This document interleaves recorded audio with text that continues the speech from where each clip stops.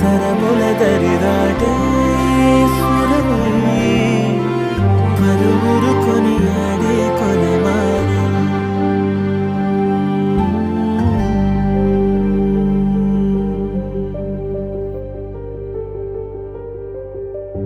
అయోధ్యను మించినది అనురాగపు సామ్రాజ్యం.